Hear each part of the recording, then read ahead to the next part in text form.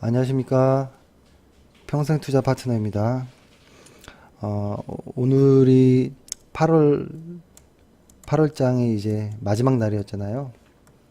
그래서 어떻게 오늘 마감이 잘 되셨는지 모르겠습니다. 8월이 오늘이 사실 금요일 같은 좀 느낌이 나긴 하거든요. 근데 오늘이 목요일인 거죠. 내일 하루가 더 남았다는 거죠. 그래서 사실 약간 8월 말이지만 뭔가 조금 금요일이 아닌 거에 대한 아쉬움이 좀 있는데, 일단 오늘 8월 동안, 그러니까 7월 한 7월 말부터죠. 7월 말부터 8월 현재까지 꽤 많은 조정이 있었고, 의미 있는 반등도 있었고, 의미 있던 반등들. 좀 어려웠던 것 같아요, 확실히. 좀 어려웠던 것 같고, 수익 내기도 어려웠던 것 같고, 언제라고 할까요? 뭐 월 초라든지, 특히 뭐 2월 달 정도부터 한 6월 정도까지는, 그러니까 월 초부터 한 6월 정도까지는, 6월까지는 어떤 논리가, 시장의 논리가 있었거든요. 강한 업종들이 있었고, 종목들이 있었거든요. 확실한 종목들이 다 있었는데 최근엔 이게 없어요. 없고 2차전지 관련된 쪽은 좀 무서울 정도로 많이 상승을 하고, 그렇죠? 그리고 반도체 쪽에서는 이제 조금씩 움직이는 것 같긴 해요. 다시 좀 움직이는 것 같긴 하고, 그리고 제약바이오 쪽도 움직이는 것만 움직이는데, 사실 그 움직이는 애들은 실적을 담보하지 못하는 게 많아요. 실적 담보가 안 돼 있는. 그죠? 메디포스트가 그렇죠. 그래서 지금 상당히 어려운 장이다라는 거 맞고, 특히 제약바이오 쪽에서 실적은 형편없는 뭐 1년 동안에 한 2, 3억 버는 회사들이 있어요. 그러면 월로 따지면 1, 2천 벌었다는 소리잖아요. 1, 2천. 1, 2천이면 1, 2천이라고 하면 뭐냐면 그 회사가 어떤 성장성이 있는 거 다 알겠지만, 그래도 버는 돈이 1, 2천이라면 우리가 흔히 우리 옆에 있는 편의점, 그죠? 혹은 어떤 뭐 작은 분식점, 분식점 좀 아닐 수 있겠네요. 뭐 편의점이나 동네 가게 정도의 매출이라고 보여지는 거거든요.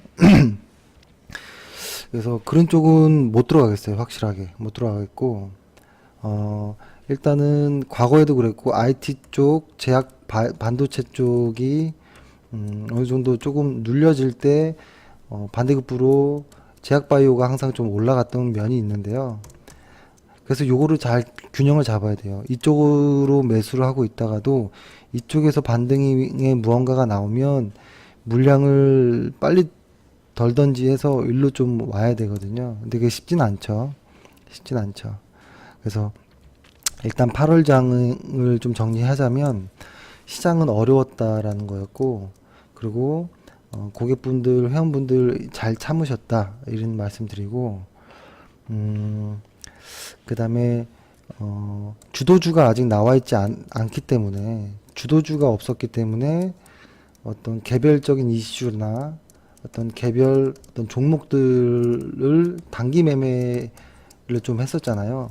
그래서 9월에는 주도주들을 최대한 빨리 파악을 하려고 하고, 파악이 되면 그 힘을 개별주들에 퍼져있던 종목들을 정리하고 주도주 쪽으로 좀 에너지를 실겠습니다.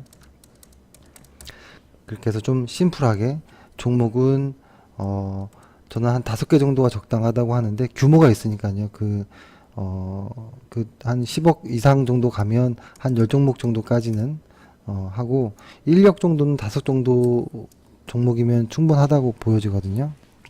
그래서 일단 이렇게 하고, 오늘 수급을 보면 오늘 역시도 외인들은 안 들어왔죠. 그리고 코스닥은 또 들어왔거든요. 근데 거래소를 보면 외인이 이 빨간색인데요. 꼭 장 막판에 가서 한 번씩 올리더라고요. 저는 이것을 어떤 하방을 좀 지지한 어떤 모습으로 좀 보여지거든요. 더 이상 빠지면, 그러니까 외국인들도 이런 생각하겠죠. 아, 지수가 이 정도로 왔는데 더 이상 빠지는 거는 아닌 것 같다. 차라리 이게 빠질 때마다 마지막에 종가에 좀 매수를 해놓자. 뭐, 이런 정도의 느낌을 보여지고, 코스닥은 계속 좀 많이 가고 있죠. 그래서 오늘 그러니까 코스닥 같은 경우에도 코스피 쪽에서의 어떤 유동성들이 코스닥으로 좀 넘어온 걸로 좀 보여지거든요.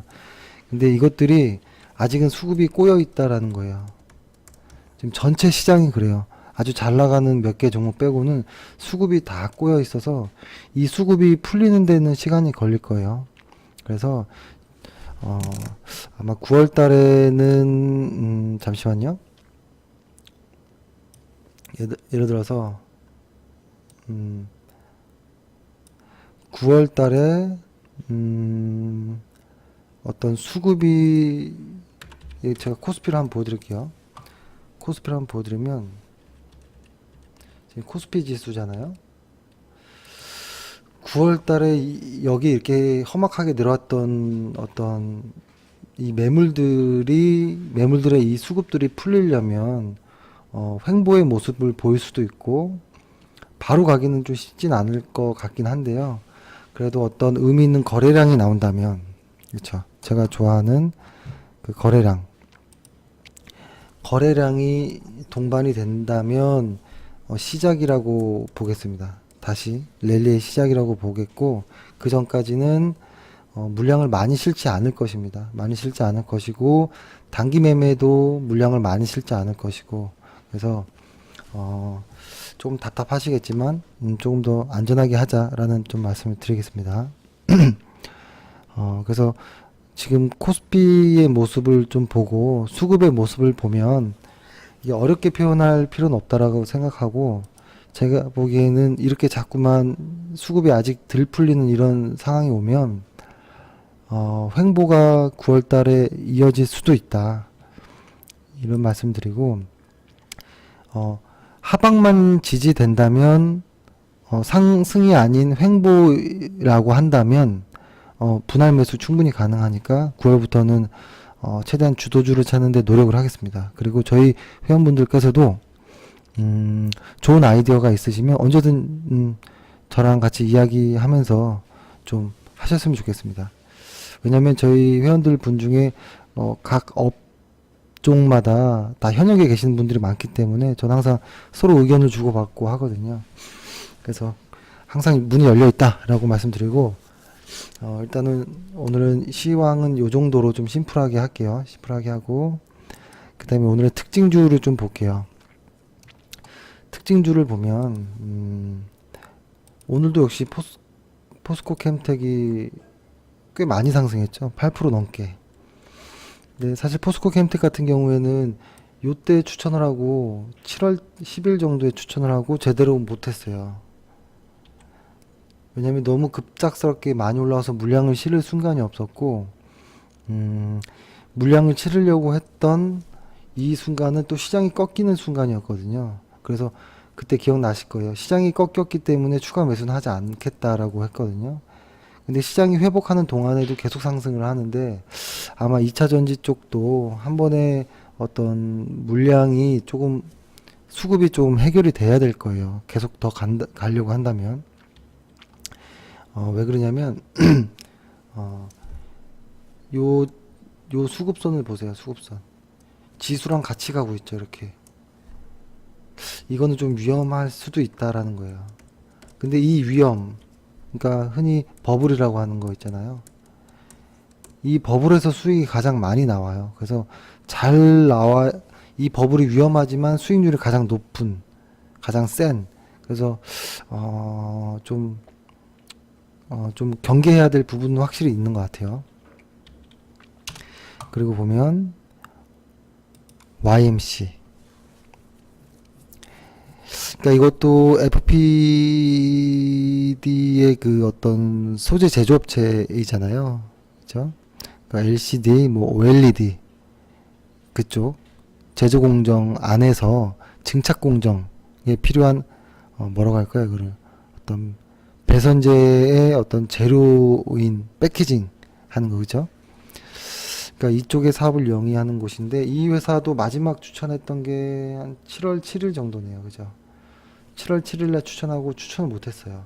요렇게 수익을 내고 가는 과정에서 그죠? 추천이 들어가야 할 이 언저리에서 이 언저리 요때였을 거야 아마 만약에 추천을 했었다면. 근데 이때 시장이 꺾이기 시작해서 추천 안 했었던 거고 이때도 매수하기에 좋은 자리였죠. 거래량 요렇게 그죠? 근데 매수를 못 했어요. 시장이 꺾였다라는 어떤 저도 역시 공포감이 좀 있었고 그래서 일단은 보유한 사람들만 가자 안전하게 이렇게 말씀드렸던 종목이고 역시 이 종목도 상승이 좀 많기야. 아까 포스코 캠텍은 그 이후로 100% 정도가 수익이 났고 이 종목 역시도 한 60% 정도 수익이 나온 상황이거든요. 포스코 캠텍으로 보면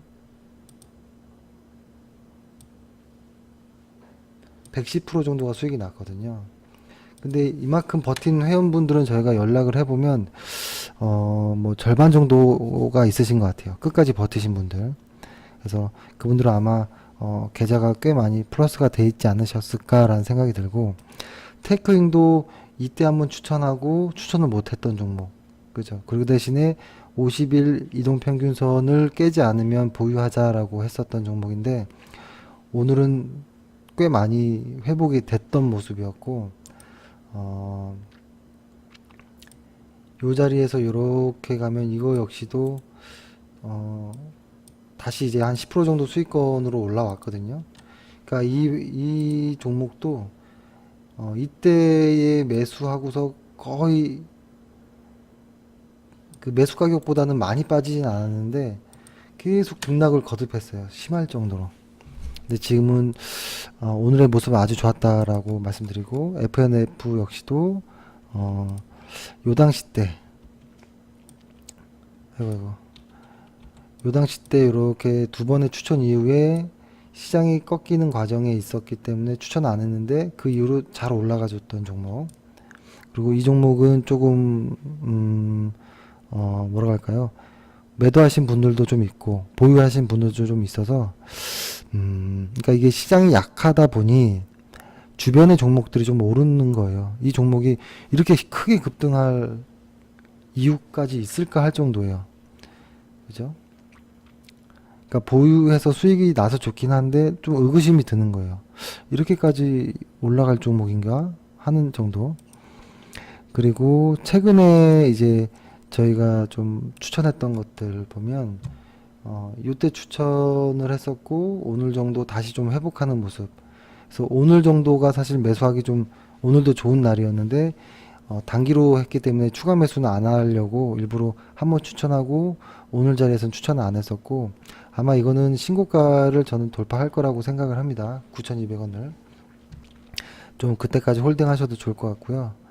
OCI는 저희가 사실 과거부터 좀 많이 했던 종목이죠. 요때 갭으로 뜬 날부터 했었잖아요.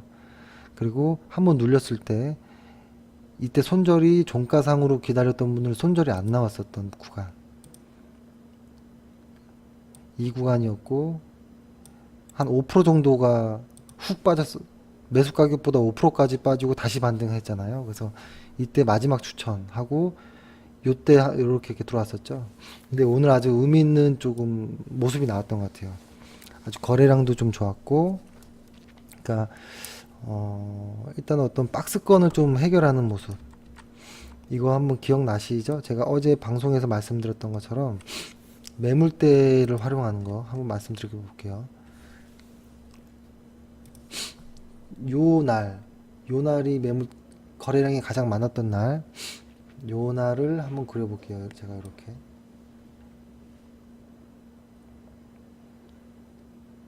이 안에 있는 한은 아직은 경계해야 될 수도 있는. 하지만 이 어떤 노란 박스권을 멋지게 돌파한다면, 10만원 정도는 10만 5천원 정도는 충분히 갈 수 있다라고 좀 보여집니다. 그래서 OCI는 제가 상당히 좋아하는 종목이고 중장기 종목이다. 그리고 이 수급선을 잘 보세요. 이렇게 되고 있죠. 이쪽 방향으로 가고 있죠. 그죠? 이 방향에서 갑자기 틀 수도 있어요. 하지만 일단은 있는 그대로 보자고 했죠. 이렇게 가고 있죠. 그럼 주가는 이렇게 갈 거라고 말씀드렸죠. 그랬고 JVM도 어제도 한번 말씀드렸었죠. 이거 조금 요 하얀 부분, 그쵸? 이 하얀 부분이 매물이 가장 많을 수 있는 구간이다라고 해서 이 하얀 부분을 깨지 않으면 좀 보자라고 했었던 거였는데 다행히 오늘 이 하얀 부분을 깨지 않았어요. 그죠? 이렇게 이만큼 올라왔거든요. 한 3.5% 정도. 근데 그게 양매수로 올라왔기 때문에 아마 이 천장까지 이걸 가격대로 한번 봐보면 한 6만원 정도까지는 한번 반등을 보일 수도 있겠다라는 생각을 합니다. 그래서 요거 역시도 신고가를 한번 테스트 할 것 같다라는 모습을 좀 봤고 JVM이라는 회사를 제가 설명을 한번 그때 좀 길게 들었었죠. 그래서 일단 오늘은 생략을 하고 그 다음에 두산인프라 같은 경우에는 좀 쓴 가슴이 좀 아팠던 종목이죠. 요때 방송에서 추천을 하고 그 다음날 매매에 들어갔잖아요. 근데 요 언저리 때 매매 들어가서 이만큼 빠졌었어요. 그러니까 매매 가격보다는 8% 정도는 안 빠졌는데 이거는 이제 그 사람에 따라 좀 늦게 들어온 분들은 8%에 딱 걸려서 손절 당한 분들도 많아요. 근데 어쩔 수 없는 거예요. 손절 당하고 이렇게 반등할진 몰랐던 거고 회사가 좋았던 건 알지만 이렇게 반등이 나올 거라는 거는 이제서야 아는 거죠. 올랐으니까 아는 거였고. 그래서 사실 엊그제 정도는 매수가 가능했던 자리였는데 신규 매수는 하지 않았어요. 그러니까 과거에 매수했던 분들이 손절이 안 당했다면 그분의 몫이다라고 해서 그분 아직 매수는 하지 않았고 이 종목 같은 경우에는 이 언저리 정도 되면 그죠? 이 언저리 정도 되면 분명히 어떠한 매물 요 정도 매물권이 있기 때문에 그죠? 여기가 한번 곧 그 어떤 좀 저항의 역할을 할 것 같아요. 요 라인대가. 그래서 한 8,700원 정도 되면 아마 조금 다시 흐를 수도 있겠다라는 생각이 합니다. 하지만 하반기로 갈수록 좋아질 수밖에 없는 종목이 두산인프라코예요. 그래서 이 종목은 어떤 이런 박스권들을 헤쳐나갈 때 들어가도 늦지 않습니다. 요런 모습이에요. 보면 요 정도를 이렇게 돌파할 때 매수하셔도 좋다라는 말씀입니다. 그리고 어제 대명을 말씀드렸잖아요. 어제 대명을 시장이 약하니까 일단 단기 매매만 합시다라고 해서 말씀드렸었고 오늘도 좀 상승을 했는데 이따가 대명에 대해서는 회사를 조금 브리핑을 해드릴게요. 그래서 대명도 오늘 기간의 수급이 좋다. 아직 홀딩 하자라는 관점이고 이거 보세요. 제가 어제 말씀드렸던 것처럼 이 언저리에 샀던 이 라인대에 있던 사람들이 만약에 가격이 요렇게 오면 이 언저리에서 파는 거예요. 그래서 여기서 만약에 좀 흐르더라도 거래량이 없이 주가가 흐르고 한다면 이 반등을 한번 예상해보고 홀딩해보자 라는 이야기입니다. 만약에 지금 말씀드리는 어떤 매물대의 어떤 이야기가 좀 생소하시다면 어제 방송을 보시면 유튜브에서 찾아보시면 확인하실 수 있습니다. 그렇게 하고 넷마블도 어제 들어갔고 오늘도 조금 상승이 나왔고 이거 역시도 여기 선을 그어드렸잖아요. 요 라인대가 어떤 저항을 받을 가능성이 있어요. 하지만 두드리다가 결국에 돌파하는 모습을 보이지 않을까 라는 좀 생각을 합니다. 그 이유는 실적이 좋아서 그래요. 실적이. 넷마블, NC소프트 다 좋은 회사들입니다. 그리고 오늘은 캐시텍을 단기 매매. 그러니까 저희 회원분들한테는 세 종목을 더 추천드렸었잖아요. 그죠? 정책주 2차 매수했던 거. 그죠? 그리고 2차 전지 관련한 거. 그리고 새롭게 IT 쪽에서도 대장주를 하나 추천드렸죠. 그래서 대장주 그 종목을 1차 매수했고, 그 다음에 공통으로 단기 매매 캐시텍을 이렇게 추천드렸는데요. 이것도 기업 설명을 좀 드릴게요. 요 선은 뭐냐면, 일단은 요거 어제 제가 이해를 돕기 위해서 매물대를 한번 더 그어보는 거예요. 요때가 매물대가 많죠. 요때를 그래서 한번 그어볼게요. 요 꼬리 전체를. 요 정도가 이 기업의 이 주가의 어떤 가격대가 가장 많이 존재하는 곳이죠. 그렇죠. 그래서 그러니까 이런 가격대의 논리는 뭐냐면 뭐라고 할까요? 이게 이 가격대의 논리는 사람들의 평균 가격대, 평균 가격, 이 평균 가격이 중요해요. 예를 들어서 이거 조금 약간 심오할 수도 있지만 어떻게 얘기하냐면, 예를 들어서 어떤 주가가 이렇게 움직이는 주가가 있다라고 했을 때 이렇게 이 언저리에서 가격군들이 형성을 될 거예요. 형성이 되는데 이렇게 가던 주가의 가격군들이 이렇게 형성이 되겠죠. 위아래로 형성이 되는데 이거의 평균값이 요 가운데라는 소리인 건데, 이 주가가 갑자기 어떤 사람이 여기서 갑자기 사는 사람이 있어요. 근데 이 사람이 알고 봤더니 어떤 굉장한 어떤 앞을 바라보는 사람이었다. 그래서 이 사람이 강하게 어떤 매집을 시작하면서 이 종목이 이렇게 꺾여 올라가는 경우들이 있는 거고, 혹은 이 아래에서 사는 사람이 있을 수 있겠죠. 근데 이 종목은 올라갈 수도 있겠죠. 그래서 이 평균 가격을 대비해서 주가가 올라갈 때 이 여기서 산 사람들, 먼저 발견하고 산 사람들은 아주 대단한 사람들이고, 이 아래 사람들은 어떤 확신이 들었지만 좀 실패를 한 사람들이죠. 하지만 이 처음에 들어가는 것보다도 중요한 게 이 중심 가격대가 움직여서 올라가는 게 중요한 거잖아요. 그죠?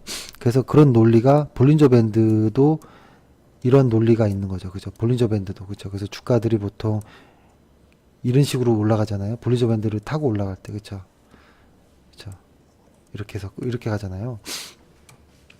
그래서 이 중간 가격의 의미가 사실 좀 중요한 건데, 이 중간 가격에서 툭 튀어나오는 요 자리, 이걸 보통 확신 매수자라고 하겠죠. 확신 매수자. 이 확신 매수자들이 이끌어서 주가가 올라가긴 하는 거예요. 근데 이게 실패할 때도 있어요. 그럴 때는 이 확신 매수했던 사람들이 손실을 볼 수도 있는 거겠죠. 그래서 지금은 이 확신 매수자에 의한 이 중간 가격대를 돌파하는 가격이 나왔다라는 거고, 근데 거래량까지 동반했기 때문에 꽤 확신을 가졌다. 꽤 물량까지 실을 정도의 확신을 가진 사람들이, 오늘 외국인과 기관이겠죠. 오늘 이 확신 매수자들은. 그래서 이 확신 매수자들을 보고 접근해야 된다는 거예요. 보통 시장을 움직일 때는 0.1%의 사람들이 시장을 움직이고요. 이 0.1%의 사람들을 0.9%의 사람들은 알아차립니다.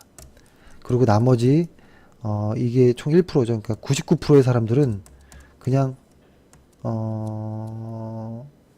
일반적인 그 사람들인 거예요. 그래서 이렇게 확신 매수하는 0.1%의 사람들을 이 0.9%의 사람들이 알아보고 뒤따라 들어가면 되는 거고, 이 뒷사람들은 수익이 나기가 어려울 경우가 많아요.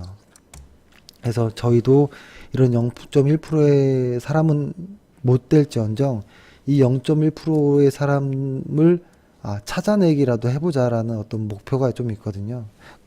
그래서 이 종목은 오늘 0.1%의 어떤 사람들이 확신을 가지고 매수했다라고 보고, 우리는 오늘 0.9%의 사람에 속해서 이 0.1%의 사람들을 따라가 보자라고 하는 거예요. 일단은 실패할 수도 있습니다.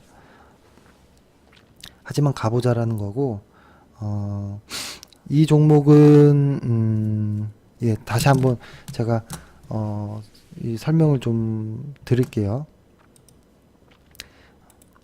그래서 제가 오늘 괜히 쉬운 거를 어렵게 좀 설명드린 것 같아서 이 매물대의 논리도 사실 그렇다라는 거예요. 이 매물대의 논리가 기계적인 매물대를 사용하지 말자라고 했던 이야기가 이 평균 가격이 주가를 움직일 수도 있어요. 하지만 평균 가격을 둘러싸고 이 위아래에 존재하는 어떤 확신 매수자들이 주가를 움직인다라는 거예요. 그래서 이러한 논리에서 나온 게 볼린저 밴드가 특히 이런 영역인 거죠. 이런 거에서 나온 거잖아요. 이렇게 해가지고 자르잖아요. 그죠? 표준 편차를 이용해서. 그래서 일단 캐시텍은 그런 확신 매수자들을 뒤따라서 한번 매수해봤다라는 거고, 이 회사를 한번 조금 이야기를 한번 들어보면, 그러니까 캐시텍은 일단은 이 회사에 대한 이야기를 드리기 전에 이 회사를 제가 단기 매매합시다라고 앞에 이유를 들었거든요. 근데 제가 상당히 좋아하는 회사들 중에 하나가 캐시텍이에요. 근데 이 회사를 좀 단기적으로 하자. 좀 구체적으로 이야기하면 9월 말 혹은 10월 초 라는 좀 단서를 좀 드리고 싶고, 일단은 그 이유는 지금이 이제 8월 말이니까 내일 9월 1일이잖아요. 앞으로 길게 보유해봤자 뭐 한 달 정도가 되지 않을까라는 생각을 하고, 그 이후의 추가 보유는 그때 고민하면 된다라고 생각합니다. 그 이유는 일단은 이 회사가 분할을 하잖아요. 그죠? 분할하는 하나의 이슈가 있고, 또 하나는 이 회사의 ROE가 2018년도에는 조금 꺾입니다. 그러니까 ROE가 예를 들어서 잠시만요. ROE가 지금 이 회사의 ROE 같은 경우에는 지금 보면 2019년도를 예상해 보면 19가 나오거든요. ROE가 19%가. 근데 내년에도 ROE가 만약에 한 19 정도만 나온다고 하면, 그죠? 지금 2017년도, 2018년도, 2016년도의 ROE는 약 16 정도 됐었어요. ROE가 2016년도. 그러니까 ROE가 이렇게 3%가 오르면 순이익이 그 3% 복리로 올라가거든요. 그러니까 순이익이 복리로 올라가는 거예요. 그러니까 순이익이 단위 개념으로 올라가는 게 아니라, 그 말은 순이익의 가속도가 붙는 모습이에요. ROE가 이렇게 올라간다는 것은. 근데 ROE가 유지가 되더라도 순이익은 증가해요. 나중에 ROE에 대해서 말씀드리겠지만 19%씩 순이익이 증가한다라는 소리거든요. 그래서 ROE가 유지되더라도 사실 순이익에서는 엄청난 거긴 해요. 하지만 성장 섹터에 있는 종목이 ROE가 유지되면 급락이 나올 가능성이 있거든요. 그래서 이 회사를 들어가지만 단기로 하자. 그래서 10월이 되기 전에 어떻게 뭐가 됐든 결론을 내보자라는 생각이고, 이 회사는 근데 너무 좋은 회사예요. 사실은 너무 좋은 회사고, 제가 이 회사는 사실을 설명하기가 너무 어려워요. 저도 100% 이해하지 못하는 부분도 많아요. 그러니까 이 회사의 그러니까 국내 유일의 CMP를 이제 제조하는 곳이거든요. 그러니까 화학 기계적 연마라고 하고, 그러니까 CMP라는 것이, 그러니까 64, 자, 이거를 어떻게 표현해야 될까요? 그러니까 4세대급 이상의 고집적 반도체 제조 공정에 사용되는, 그렇죠? 그래서 아주 초미세한 회로 형성할 때 이렇게 화학 혹은 기계적인 방법으로 어떤 불필요한 방막이라고 하죠.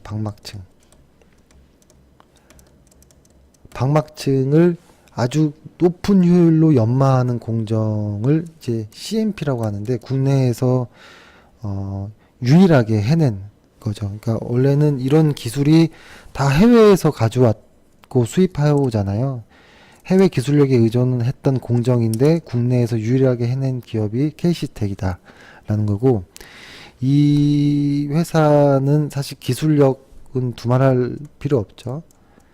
국내 유일이니까. 거기에다가 어떤 성장성 좋죠. ROE가 15% 이상 나오는 회사. 그러니까 뭐냐고 하냐면 그 순이익을 잘 효율적으로 쓴다라는 거예요. 그러니까 보통 다음에 한번 설명드리겠지만 어떤 뭐라고 해야 될까요, 이거를? 예를 들어서 어떤 자산이 있다라고 하면 부채랑 자본을 이렇게 나누잖아요. 그리고 여기 어떤 맨 위에 매출액이 있어요. 예를 들어서 매출액에서 영업이익이나 뭐 여러 가지를 빼서 결국엔 순이익, 영업이익을 거쳐 순이익이 나왔을 때 이 순이익을 배당을 할 것이냐, 그렇죠? 이 순이익을 자본으로 포함시킬 것이냐. 그래서 다시 이 넓어진 자산을 가지고 다시 또 매출로 이용해서 순이익을 뽑아내는 이 과정이잖아요. 이 과정에서 자본과 순이익의 비율이 ROE라는 개념이잖아요. 그렇기 때문에 ROE가 상승한다라는 거는 회사를 효율적으로 잘 운영한다라고 보일 수 있는 거예요. 그래서 이 회사는 아주 좋은 회사라고 좀 보여지는데, 일단은 분할이 이루어지죠. 분할 후에 존속회사는 KC라는 회사가 되고, 유틸리티랑 사실은 어떤 투자 사업까지 하는 회사가 되고, 그 다음에 신설 회사가 있겠죠. 분할 신설 회사가 KC텍이에요. KC텍 주요 산업은 반도체 디스플레이 장비. 그러니까 지금 하는 일을 계속 하는 건데 이걸 이제 분할하겠다는 거잖아요. 원래는 KC텍이 맨 위에 있었고 이 안에 자회사들이 막 있잖아요. 이 안에 TCK라는 회사도 있고 상장된. 그래서 일단 이렇게 분할을 하는데, 일단은 분할 하기 전에 매매 거래 정지 기간이 2017년 10월 30부터예요. 10월 30부터 12월 4일까지 매매 거래가 예정이 됐고, 그 다음에 신주 상장하는 예정일은 12월 5일이에요. 12월 5일, 요 다음 날이죠. 그러니까 요때부터 요때까지는 이제 거래가 끊기는 거죠. 거래할 수 없는. 근데 요때가 사실 겁나는 기간이에요. 이 암흑이 겁나는 기간. 그러니까 사실 우리가 흔히 경제학에서 이야기하는 분할했을 때 좋은 점들 뭐 이렇게 해가지고 뭐 여러 가지가 있잖아요. 뭐 의사 결정이 빨라진다. 그 독립적으로 경영을 하기 때문에 의사 결정이 빨라진다. 이런 것도 있고, 또 뭐 어떤 시너지가 있을 것이고, 그동안의 할인 요인이었던 밸류에이션이 해소된다라든지 이런 여러 가지가 있지만 사실 이거는 알기 힘들어요. 왜냐면 제가 오늘 음을 많이 하네요. 그러니까 이게 아주 실력이 높은 사람일수록 어려운 거를 쉽게 표현하는 능력을 가지거든요. 근데 저는 쉬운 거를 지금 어렵게 표현하고 있는 것 같아서 좀 제가 좀 답답한데, 예를 들어서 이건 정말 어렵네요. 설명하기가. 일단은 제가 오늘 조금 자세하게 설명을 하려고 했었어요. 그러니까 KC텍 지주회사의 분할 이후의 가치가 어떻게 될까? 그러니까 분할 후 존속회사를 보면 지주회사의 자본 총계, 그러니까 뭐 한 1000억, 1200억 정도 되고, 그리고 재무상태표상에 그 상장되어 있는 TCK의 장부 가치도 한 140억 정도. 그래서 그 KC텍이 들고 있는 TCK의 지분 가치가 한 28% 정도니까 지금 TCK가 한 6천억 정도 되거든요. 그러니까 한 1500억 이상의 어떤, 그쵸, 가치가 있고, 여기에서 또 할인은 좀 해주죠. 한 30% 정도 일반적으로 해줬을 때 한 1200억 정도이고, 이것저것 저것 했더니 상당히 많은 사업 가치, 이 TCK의 뭐 이것저것을 빼줘도 이 회사의 지주회사의 가치가 상당하구나. 그러면 이게 한 두어 달 거래 정지가 되더라도 참고 기다려 보자라고 이야기를 드릴 텐데, 이거는 복불복일 가능성이 높아요.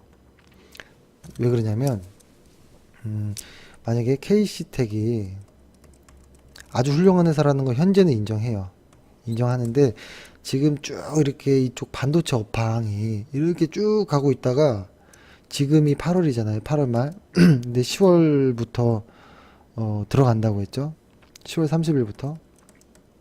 그리고 쭉 암흑기간이 생겨서 10월 5일날 재상장을 하는데, 지금의 반도체 업황은 좋거든요. 근데 이 암흑기간을 지났을 때 반도체 업황이 계속 가준다면 이 회사는 현대중공업이 빵 뛰었던 것처럼 이 회사도 쭉 갈 수 있는데, 반도체 업황이 이 사이에 꺾여버리면 이거는 그 이후에 재상장 이후에 꺾일 가능성이 높아요. 그래서 단순하게 분할하는 회사에 대한 어떤 좋은 면만 볼 것이 아니라 그 회사가 속해 있는 업황이 사실 더 중요하다라고 생각을 하거든요. 그래서 이러한 이슈들이 좀 있었기 때문에 KC텍이 이런 반도체 IT 쪽에서 가장 저평가돼 있었어요. 그러니까 가장 많이 못 올라 있었던 회사이기도 하거든요. 그래서 저 역시도 재상장 이후에 KC텍이 어떻게 움직일지가 상당히 궁금하고, 앞을 알 수 없기 때문에 저는 이 회사를 10월 말이 되기 전에 매도를 하자라는 의견을 드리는 겁니다. 좀 비겁해 보일 수 있겠지만 확인이 안 됩니다. 지금 현재로서는. 근데 운이 좋게도 예전에 저희가 매수했던 거 이때 기억나시나요? 혹시? 이때부터 해서 이 언저리 때 기다립시다 해가지고 기다려서 이거 다 먹고 나왔잖아요. 근데 이렇지 못하는 회사들도 있어요. 그렇죠? 예전에 휴원수라든지 일동제약 뭐 이런 것들 있잖아요. 그러니까 분할하고 나서 끝났어요. 훅 빠졌거든요. 그래서 이 회사는 좋은 회사지만 제가 차트가 다시 아주 좋은 회사이지만 길게 가긴 조금 겁날 수 있다. 계속 올라갔죠, 이렇게. 자, 그래서 지금의 마지막 이것에 한 마디 정도가 상승이 나온다면 그걸로 만족하자라고 말씀을 드리는 겁니다. 그렇죠? 그리고 어제 제가 소개를 마저 못 드렸던 것 중에 대명, 잠시만요. 예, 여기 있네요. 이 회사를 조금 아주 간략하게라도 좀 소개를 드릴게요. 요즘에 종목이 좀 많아지다 보니까 회사 이야기들을 많이 못 했거든요. 대명홀딩스. 그죠? 그 대명홀딩스 그룹 안에 유일한 상장사예요. 대명 코퍼레이션이요. 근데 보통 이 회사는 뭐라고 할까요? MRO라고 하죠. MRO 전문 업체예요. MRO라고 하면 일단 이 회사는 MRO의 비중이 뭐 70% 이상, 한 80% 정도 돼요. 매출에서. 그리고 레저, 건설, 그러니까 이쪽의 전문성을 좀 바탕으로 뭐 플랜트, 뭐 골프, 숙박 이쪽까지 하고 있어요. 그러니까 거기에다 그리고 뭐 도매 유통도 하고 있고 관리 서비스도 하고 있고, 이 MRO에 플러스 하나의 성장 모멘텀이 하나 생긴 부분이 있었기 때문에 매매를 하게 된 거고, 이때 이 급한 매매는 저희가 따라갈 수가 없어서 매매를 못 했었고, 다시 이 과정을 거쳤기 때문에 손바뀜의 과정이 좀 있었기 때문에 다시 들어간 건데, 일단은 이것이 뭔지 한번 설명을 드릴게요. 대명 코퍼레이션이라는 회사는 일단 시가총액이 2,762억 오늘 날짜입니다. 그리고 이 회사의 일단 실적을 볼게요. 실적을 보면 이거를 한번 오랜만에 한번 그어 볼게요. 한 3년 정도로 봐볼게요. 3년 정도로 봐서 여기가 2015년, 2016년, 2017년 요렇게죠. 근데 그 저희가 어떤 뭐 전문 회계사들처럼 어떤 재무제표를 보면 좋겠지만 보지 못한다면 최소한의 것만 하자라고 말씀드렸잖아요. 그래서 일단은 제가 순이익의 측면에서만 한번 봐볼게요. 순이익의 측면에서 봐보면 영업이익으로 볼게요. 사람들이 가장 많이 보는 2015년도에 영업이익은 마이너스 46억이었어요. 그리고 2016년도에 영업이익은 흑자로 돌아서서 3억. 그리고 이번 연도에는 77억. 이렇게 나와요. 그럼 2018년도에 얼마 정도 나올까는 다시 말씀드릴게요. 그리고 이 회사의 ROE도 한번 봐볼게요. ROE도 2015년도가 ROE가 마이너스 5.8, 마이너스 1.6. 그리고 2017년도부터 ROE가 돌아나가요. 7배 정도, 7% 정도로. 그러니까 사실은 매수하는 구간은 이 구간이었겠죠. 이 구간.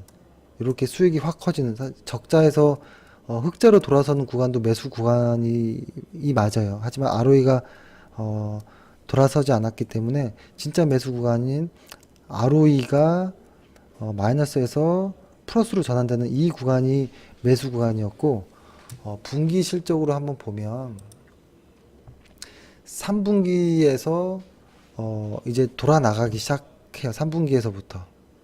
그럼 이 회사는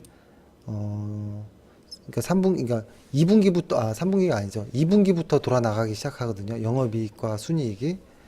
그러니까 2분기가 되기 전부터 주가는 여기서부터 올라가기 시작하는 거예요.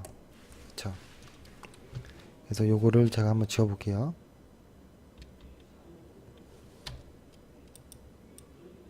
다시 여기로 한번 와보면, 그러면은 이 회사가 2016년도부터 2017년도에서 실적이 이렇게 돌아왔잖아요. 다시 한번 적어드리면 영업이익이 16년도에 3억이었던 게 77억. 그리고 2018년도 이거보다 더 좋아야겠죠, 예측치가. 그리고 ROE 같은 경우에도 마이너스 뭐 1.6 정도에서 7 정도로 늘어났죠. 이 회사의 2018년도는 어떻게 될까? 이거보다 훨씬 많은 수치가 나오면 실적은 레벨업이 되겠죠. 주가는 리레이팅이 되겠죠. 다시 한번 2018년도의 예측은 영업이익이 240억, ROE는 14. ROE가 더블이 나오는 거예요. 이렇게 되면 어떻게 될까요?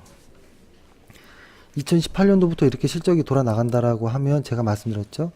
2017년도 하반기, 그러니까 지금 9월부터는 돌아 나가야 돼요. 보통 슬슬 움직여요. 그렇죠? 오늘 아주 의미 있는 거래, 어제 오늘 그 의미 있는 거래량이 나오긴 했고, 이 회사는 단기로 들어갔지만 아마 추세가 잘 살면 조금 더 수익을 좀 많이 볼 가능성도 있을 회사예요. 그렇죠? 일단 실적 좋다라는 건 확인이 됐죠. 대명이 실적은 일단 좋다. 그럼 이 회사의 이 실적은 무엇으로 채워지느냐? MRO다. 거기에 앞으로의 성장 모멘텀 하나. 잠시만요.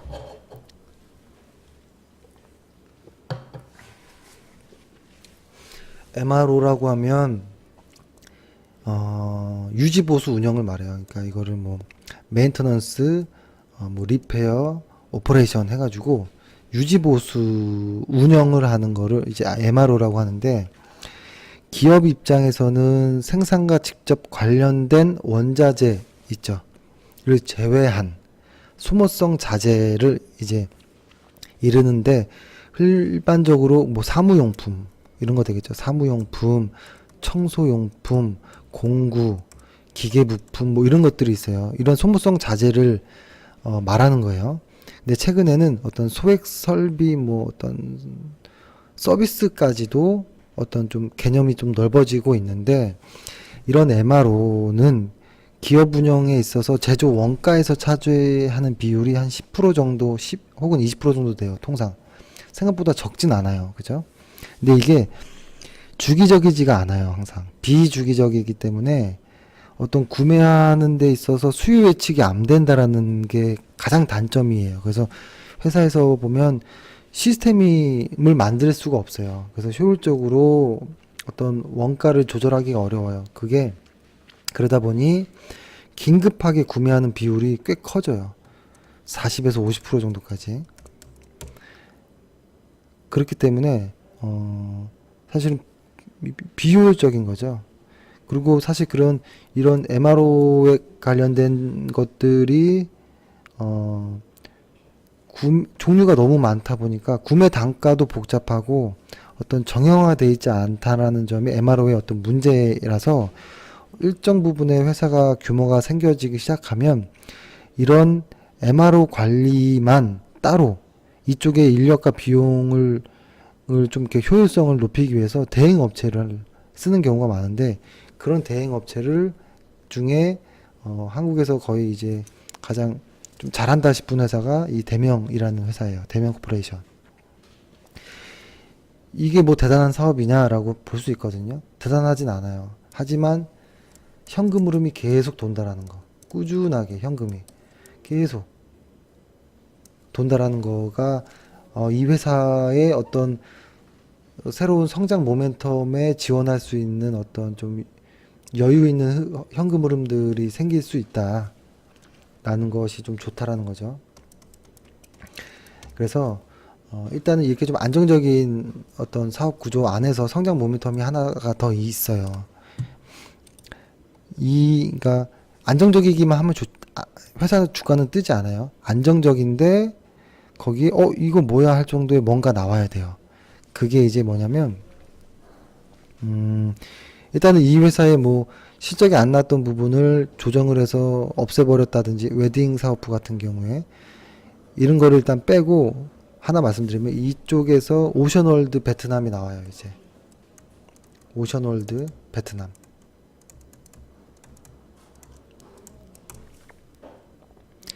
그러니까 호치민 시에 있는 리버사이드 그 시티 안에 있는 2만 평 규모의 워터파크를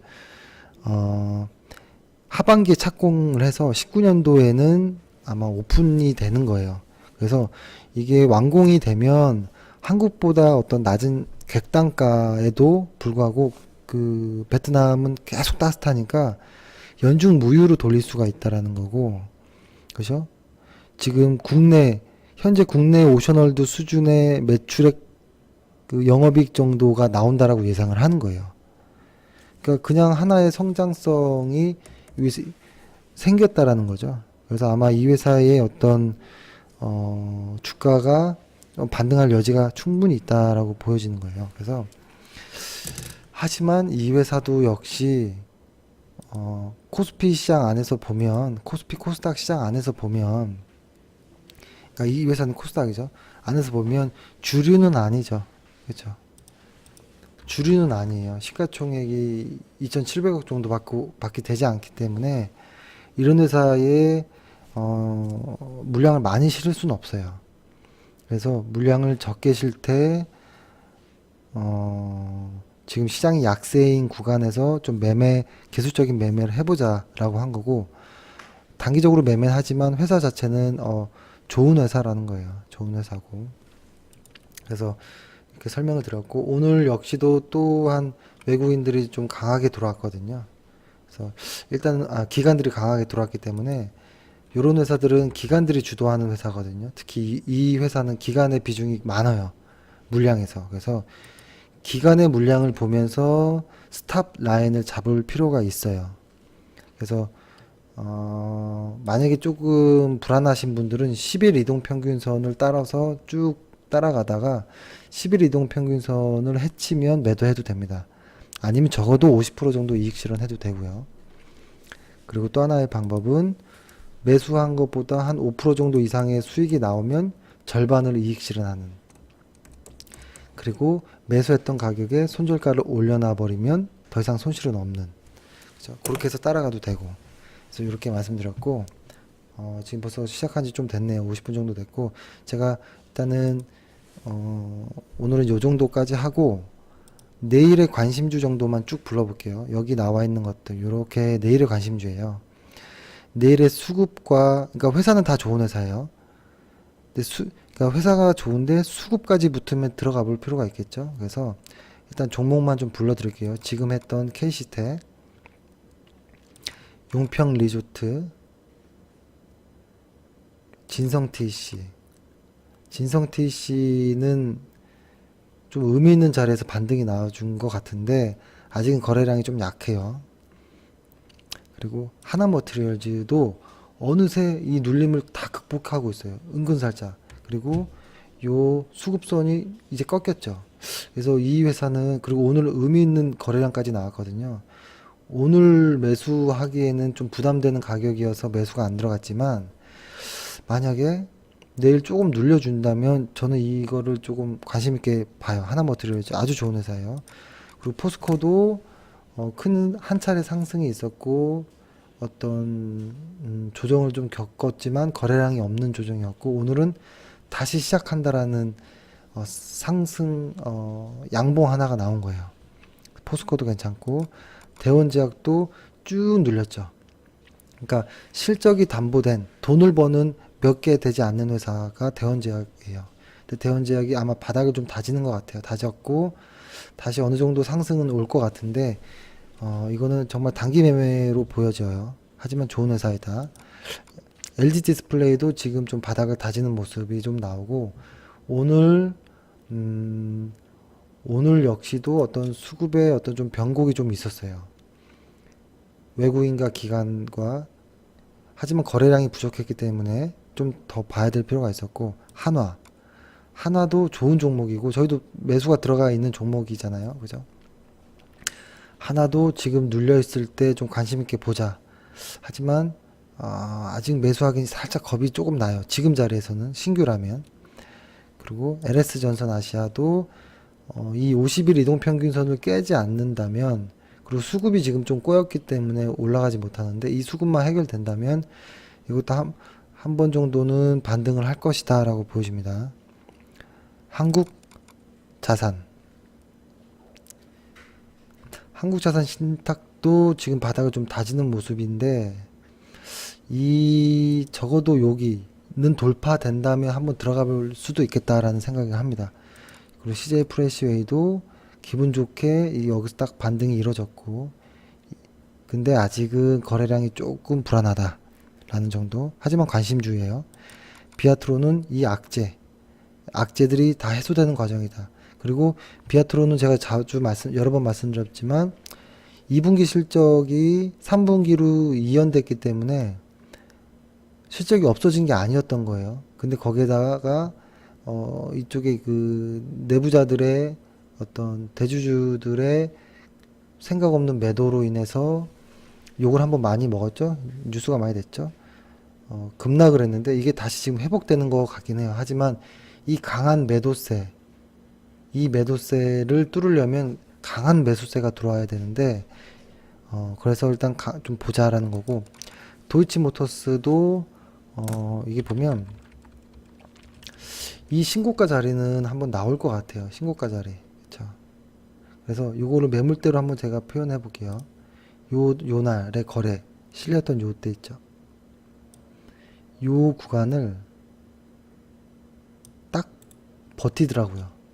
정확하게. 주가가 올라갔지만 그러니까 여기서 요 지지를 깨면 실패인 거고요. 이걸 반등으로 삼아 올라가면 다시 한번 신고가 내면서 올라가는 종목이거든요. 그래서 요 박스권, 네모난 박스권을 어떻게 지지하는지를 잘 봐야 되고, 하지만 이 수급선이 꺾이는 모습이 좀 보여집니다. 이렇게. 그래서 좀 관심 있게 보셔도 될 종목이다라고 생각을 합니다. 오늘 좀 시간이 길었는데요.